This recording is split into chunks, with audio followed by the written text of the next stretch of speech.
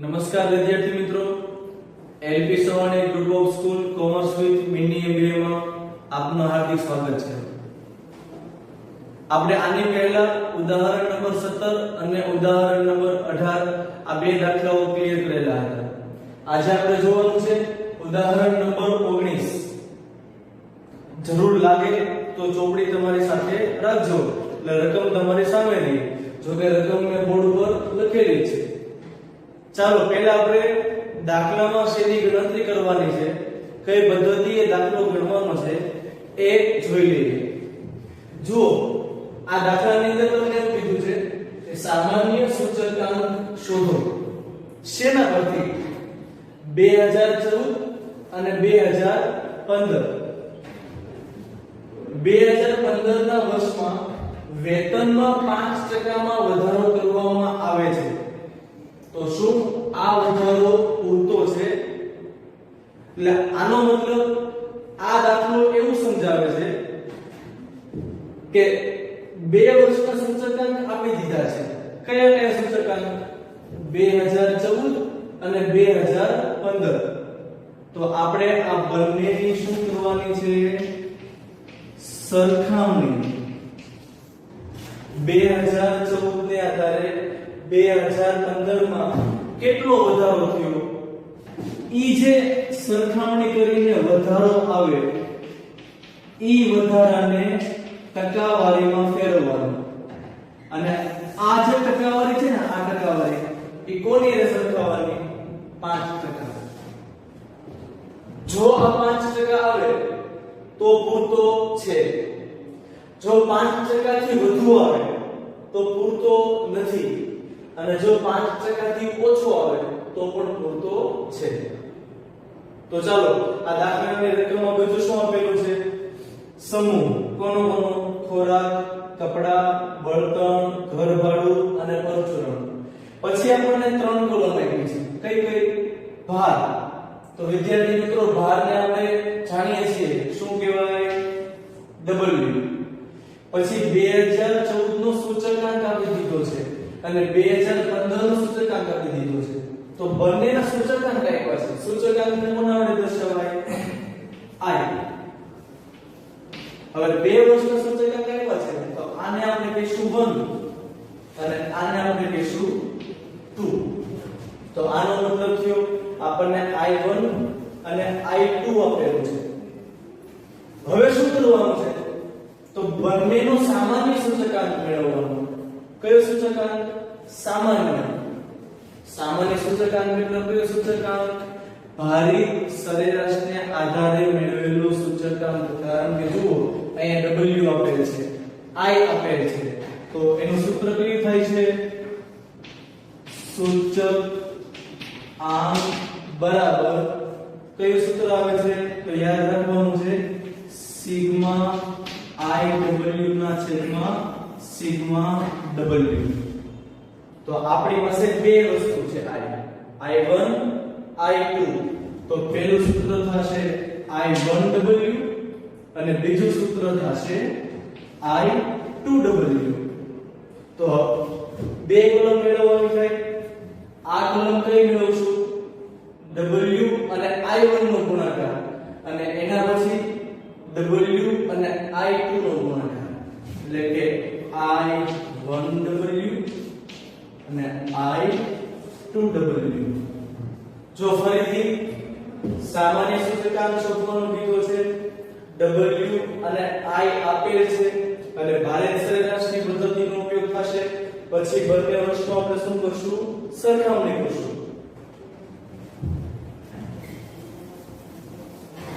ચાલો તો દાખલાની શરૂઆત કરીએ। આટલી રકમ તમને આપેલી હોય તો બે કોલમ પ્લસ કરવાની થાય, I1W અને I2W। ચાલો I1W એટલે કે I1 નો અને W નો શું કરવાનો? ગુણાકાર। તો પહેલો ગુણાકાર લઈએ, 48 ગુણ્યા 210, 10,080, 10,080। ત્યારબાદ કપડા 18 ગુણ્યા 220, 39,60, 3,960। ત્યારબાદ 210 ગુણ્યા 8, 1680, 1680 ત્યારબાદ 200 ગુણ્યા 2400 2400 ત્યારબાદ 210 ગુણ્યા 14 2940 3940 એવી જ રીતે આપણે I2 તો W અને I2 નો ગુણાકાર તો 48 ગુણ્યા 230 11040 ત્યારબાદ 225 ગુણ્યા 18 4050 ત્યારબાદ 8 ગુણ્યા 220 1760 ત્યારબાદ 12 ગુણ્યા 200 2400 અને ત્યારબાદ 14 ગુણ્યા 235 3290 ચાલો હવે શું કરવાનું છે આપણે સૂત્ર મુજબ જુઓ બે સૂત્ર મેળવવાના છે એક તો 2014 નો સામાન્ય સૂચકાંક અને બીજો 2015 નો સામાન્ય સૂચકાંક તો 2014 માટે સામાન્ય સૂચકાંક ચાલો 2014 માટે સામાન્ય સૂચકાંકનું સૂત્ર શું થાય તો સૂચકાંક બરાબર સિગ્મા I1W ના છેદમાં સિગ્મા W તો હવે સિગ્મા નો મતલબ શું થાય સરવાળો તો આપણે આ જે W છે એ આખી કોલમનો સરવાળો કરવાનો છે તો બધાયનો સરવાળો કેટલો થાય 100 ત્યારબાદ આની કોઈ જરૂરિયાત નથી હવે I1W નો સરવાળો કરીએ 21060 અને ત્યારબાદ આ કોલમનો સરવાળો કરીએ 22540 ખબર પડી કેવી રીતે આ બે કોલમ મેળવી શા માટે સરવાળો કર્યો હવે આ જે સરવાળો છે ને એ ડાયરેક્ટ ક્યાં મૂકી દેવાનો છે સૂત્રમાં તો જો પહેલા આપણે 2014 નો સામાન્ય સૂચકાંક તો સિગ્મા I1W નો સરવાળો કેટલો આવે છે 21060 એટલે લખશું 21060 છેદમાં સિગ્મા W કેટલા છે 100 તો એને અહીંયા લખશું એટલે જવાબ આવશે 210.60 ચાલો આ આપણને કોનો સૂચકાંક મળ્યો 2014 હવે આપણે કોનો મેળવવો છે 2015 નો સામાન્ય સૂચકાંક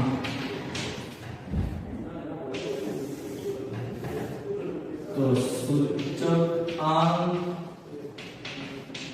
બરાબર સિગ્મા I2W છેદમાં સિગ્મા W ચલો સિગ્મા I2W નો સરવાળો 22540 છેદમાં W એટલે કેટલા આવશે 100 તો જુઓ જવાબ શું આવે છે 225.40 તો આ આપણને કોનો સૂચકાંક મળ્યો 2015 ચાલો 2014 અને 2015 નો સામાન્ય સૂચકાંક મળી ગયો હવે આપણે શું કરવાનું છે તો કે બંનેની સરખામણી કરવાની જો સ્વાભાવિક છે આના પરથી તમને દેખે 210 છે 225 છે એટલે 2014 કરતા 2015 માં શું થયો છે વધારો થયો છે તો જો કેટલો વધારો થયો એ આપણે જોવું હોય તો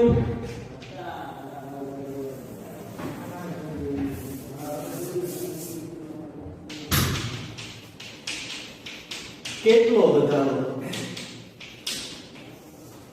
તો જો મોટી રકમમાંથી નાની રકમ બાદ કરીએ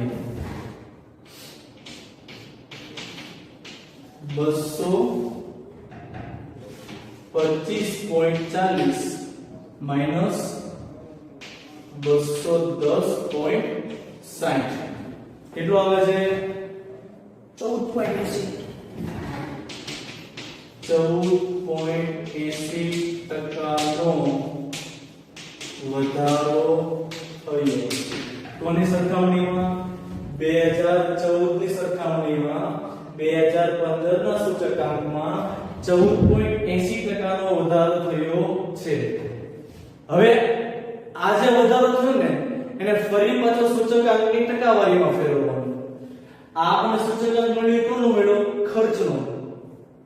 હવે જો આવકમાં 5% વધારો કરવામાં આવે તો શું એ પૂરતો છે? તો એ જાણવા માટે ફરીથી આપણે સૂચકાંકને શેમાં ફેરવીએ? ટકાવારીમાં. તો એના માટે એક ગણતરી કરવી પડશે. કોની આજે વધારો થયો 14.80% નો વધારો થયો કોની સાપેક્ષમાં? તો કે 2014 ની સાપેક્ષમાં. તો 2014 નો સૂચકાંક કેટલો આવ્યો હતો? 210. થયેલ વધારાની ટકાવારી કેવી રીતે મેળવશે?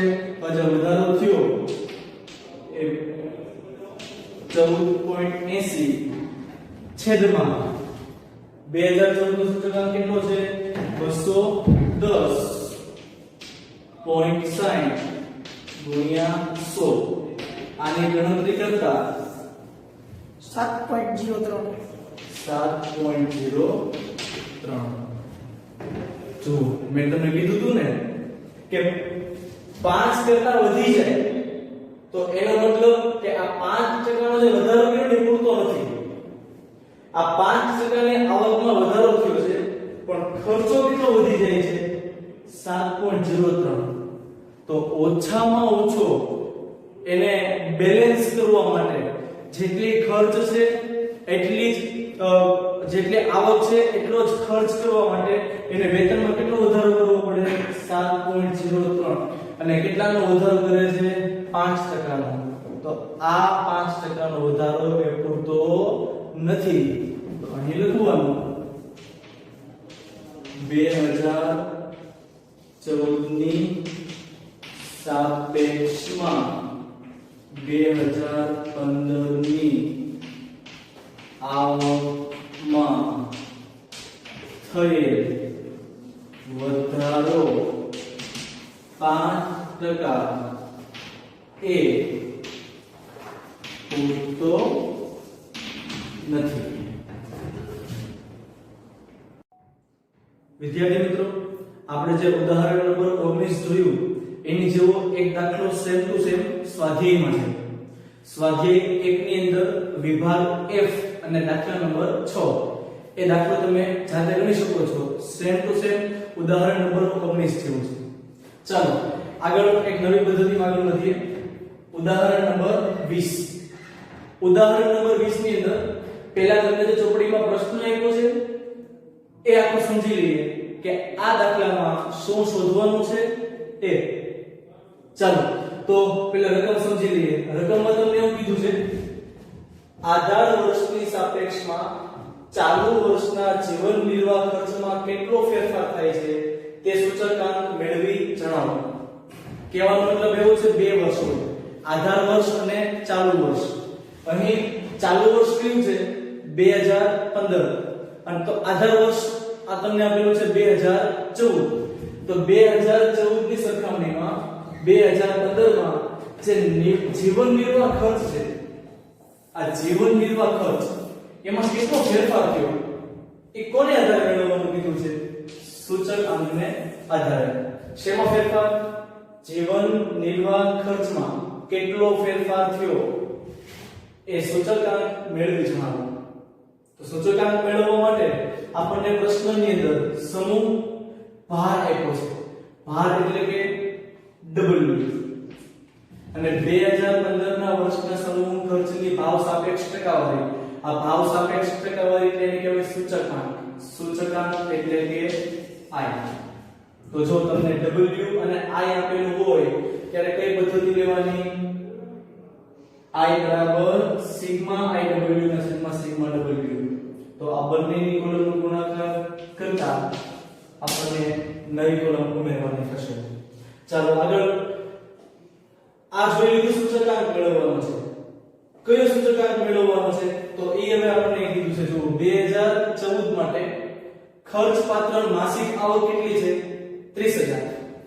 કોઈ એક કુટુંબ છે, એ કુટુંબ એની 2014 માં સરેરાશ આવક કેટલી હતી 30000 રૂપિયા હતી અને 2015 માં કેટલી થઈ 35000 તો કેટલાનો વધારો થયો 5000 તો આધાર વર્ષની સરખામણીમાં એટલે કે 2014 ની સરખામણીમાં જીવન ધોરણ ટકાવી રાખવા માટે એટલે કે 2014 માં 30000 કમાતો હતો તો રેડી હતો હવે 2015 આવે એટલે બધા ભાવમાં વધારો થયો હોય તો શું આ 35000 આવક છે એ બરોબર છે એને વધારવી પડે એમ છે કે બરોબર છે કે એમાંથી સેવિંગ થાય એમ છે એના માટે કૌટુંબિક અંદાજપત્રના સૂચકાંક મુજબ ખર્ચપાત્ર માસિક આવક કેટલી વધારવી પડશે જો શું કીધું છે ખર્ચપાત્ર માસિક આવક કેટલી વધારવી પડશે કોને આધારે કૌટુંબિક અંદાજપત્રના સૂચકાંક મુજબ તો કૌટુંબિક અંદાજપત્રના સૂચકાંક મુજબ આપણને કયું સૂત્ર આપેલું છે I બરાબર સિગ્મા IW ના છેદમાં સિગ્મા W તો આપણને બે કોલમ તો ઓલરેડી આપેલી છે W અને I ફરીથી એક વખત તમે રકમ જોઈ લો આધાર વર્ષની સાપેક્ષમાં ચાલુ વર્ષમાં જીવન નિર્વાહ ખર્ચમાં કેટલો ફેરફાર થાય છે એ કોની મદદથી મેળવવું સૂચકાંક એટલે કે I ની મદદથી હવે 2014 માં કેટલું કમાતો હતો ભાઈ 30000 રૂપિયા પછી એને કેટલો વધારો કર્યો 5000 નો એટલે કેટલા થયા 35000 તો 35000 પૂરતા છે એના માટે શું કરવાનું છે તો કૌટુંબિક અંદાજપત્રના સૂચકાંક મુજબ ખર્ચપાત્ર માસિક આવકમાં કેટલો વધારો કરવો પડે એ જોવાનું છે તો જુઓ પહેલા આપણે સૂચકાંક મેળવી લઈએ સૂચકાંક એટલે કે I મેળવવા માટે આગળના દાખલામાં જે પ્રોસેસ કરી હતી એ જ પ્રોસેસ અહીંયા કરવાની છે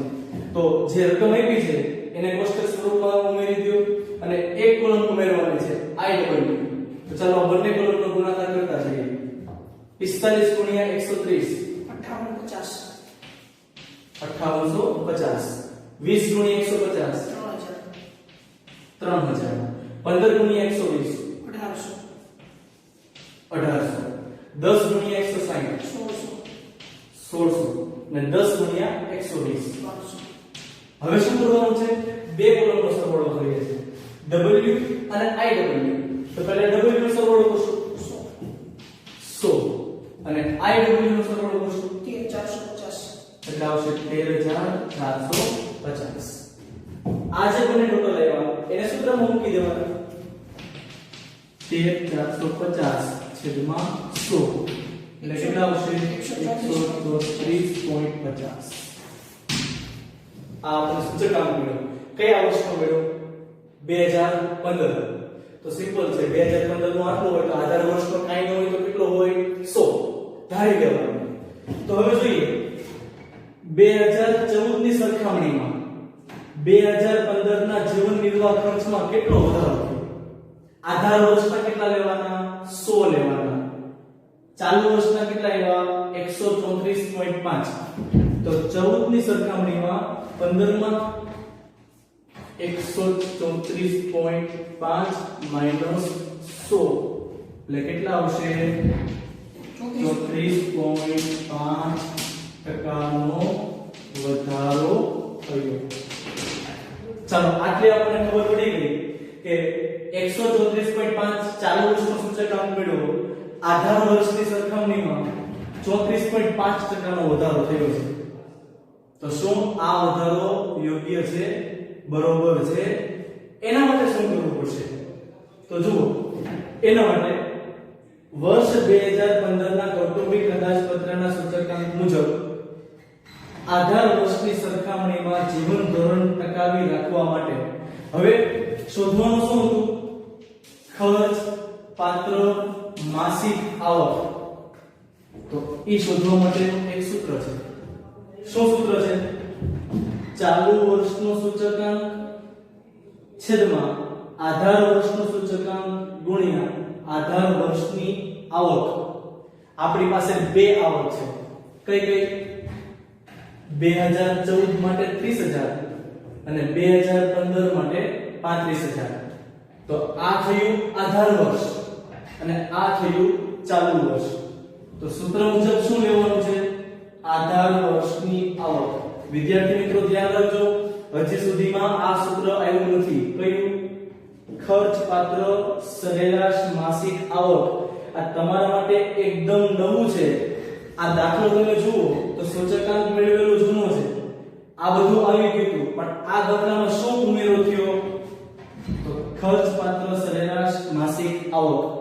ચાલો તો એની ગણતરી કરીએ. ચાલુ વર્ષનો સૂચકાંક કેટલો મળ્યો? 134.5. તો અહીંયા લખીએ 134.5. આધાર વર્ષ એટલે કે 2014. તો એનો સૂચકાંક આપણે કેટલો લેવાનો હોય? 100 ગુણ્યા આધાર વર્ષની આવક.